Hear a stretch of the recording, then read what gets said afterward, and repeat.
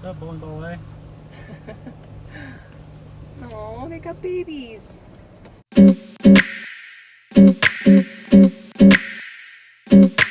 Hi everyone, it's Mindy from MommyMouseClubhouse.com, and today we are continuing our tour of national parks with kids.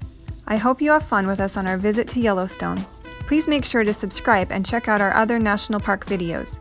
On this trip, we spent 2 days inside Yellowstone. Here are 9 of the things I think you need to see with kids at Yellowstone.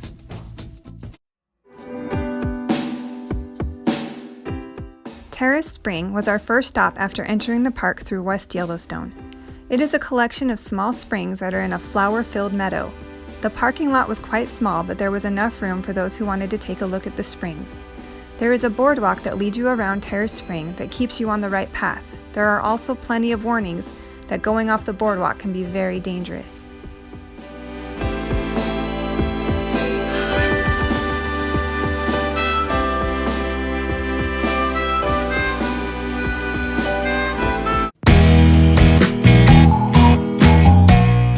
Our next stop was Gibbon Falls.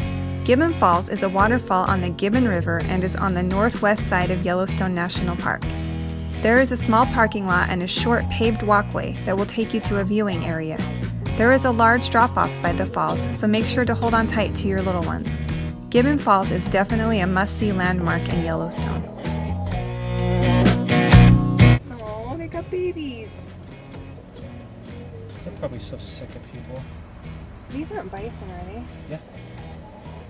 Why do they have those Are these like the cows? Why do they have those little fruit things? I think they're shedding. What is that?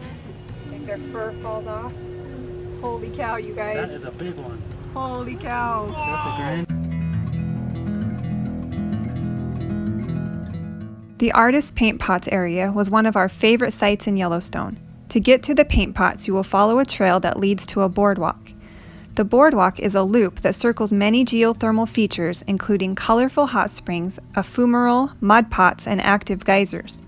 The total walk from the parking lot is about 1 mile. Part of the boardwalk loop involves climbing stairs, so keep that in mind if you have small children. Also, make sure to stay on the trail. The ground is really unstable.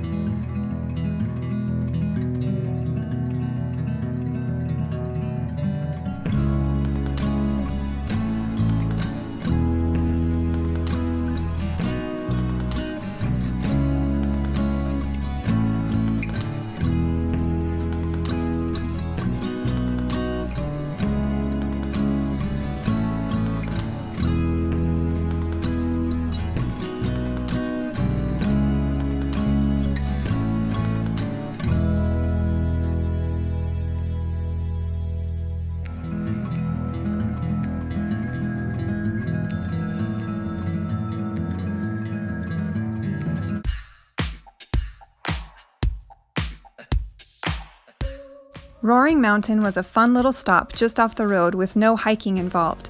This mountain site is full of fumaroles. Fumaroles are basically hot air vents. Hot water under the ground boils away before reaching the surface, and then steam and other gases escape through the holes. It was fun to see these features at Roaring Mountain. Pockets of steam were popping out all over the place, then seemed to move to a different location. My kids loved it.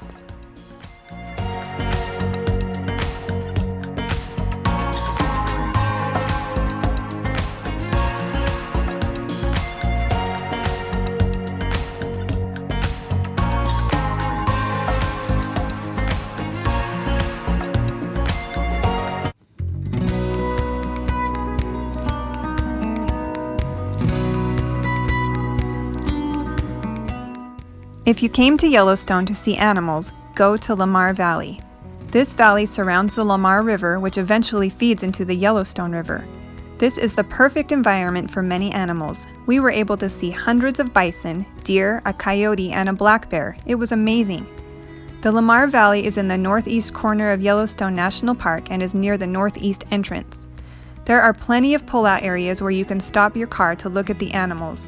Also, watch for animals crossing and walking in the road. We were stuck behind bison on the road quite a few times.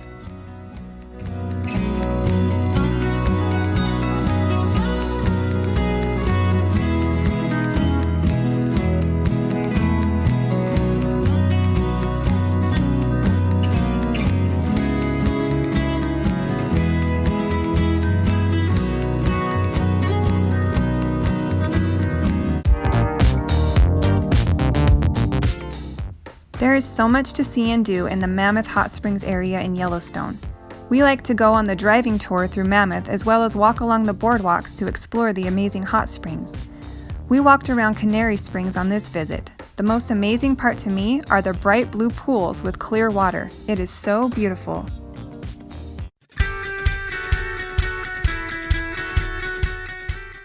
Firehole Falls is a waterfall on the Firehole River.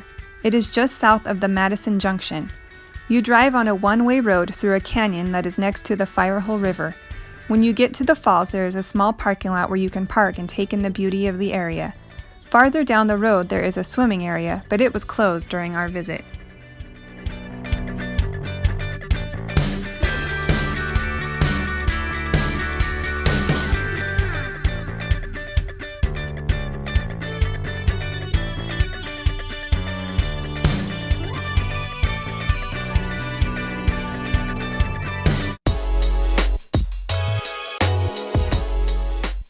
The Fountain Paint Pot Trail takes you on a large loop around a number of thermal features, including hot springs, geysers, fumaroles, and mud pots. The walk around the Fountain Paint Pot area is about a half a mile. It is a boardwalk hike, but there is a spot with a couple of stairs at one point. It's definitely a pretty easy hike for kids. Just make sure to stay on the path.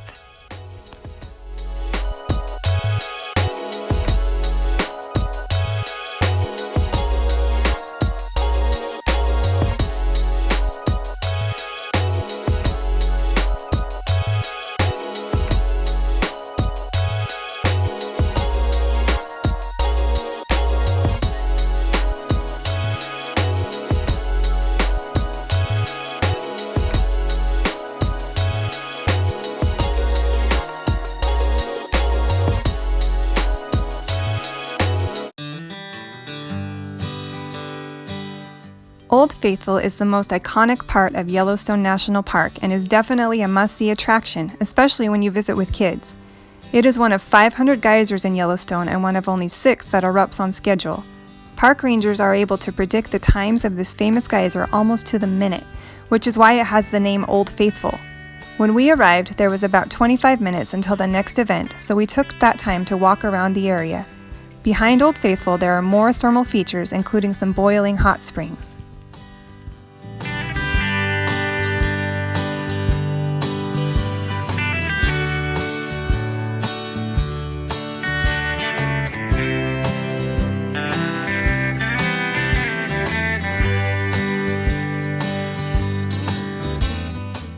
To the west of Old Faithful, there was a large meadow with a lone bison. He stood in the same spot for a while before slowly walking toward a group of people on the path. The people were excited to take a selfie with the large animal, but were way too close. Fortunately, they were fine, but the day after our visit, a bison gored a parkgoer in the same area. If you see wild animals, please make sure to give them space.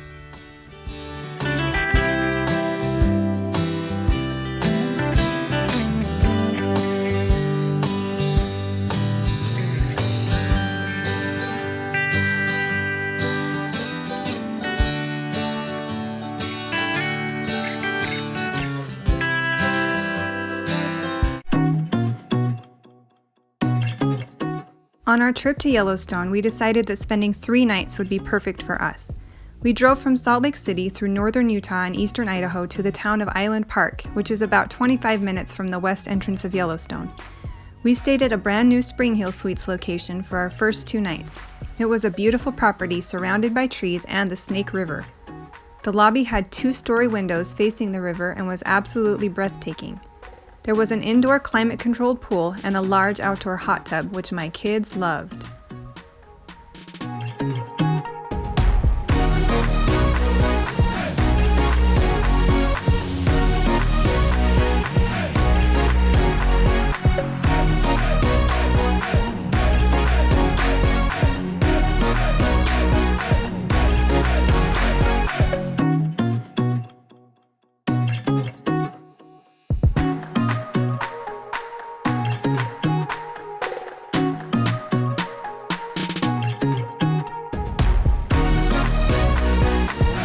As you enter our suite, you will see a mini fridge and a microwave, which definitely come in handy with kids.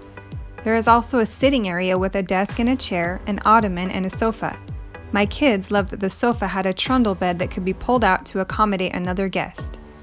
Next to the desk is a partition, and on the other side is a king-size bed, a closet, and the bathroom.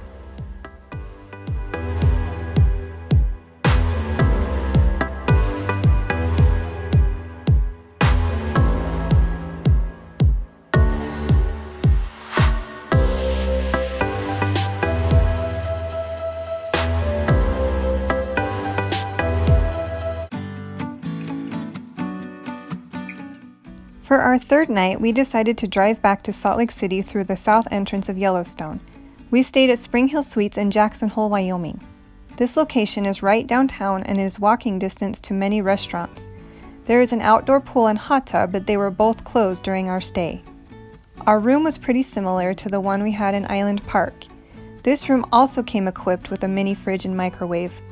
Once again, the pull-out trundle bed in the sitting area was a hit with my boys.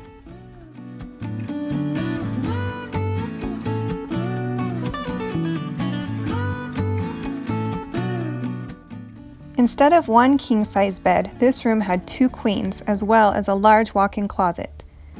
The bathroom was also very spacious and had a stand-up shower. The only thing I wasn't a fan of was the frosted glass bathroom door. That meant that if someone used the bathroom at night, the entire room would light up. We loved both Springhill Suites locations and would definitely stay at both again.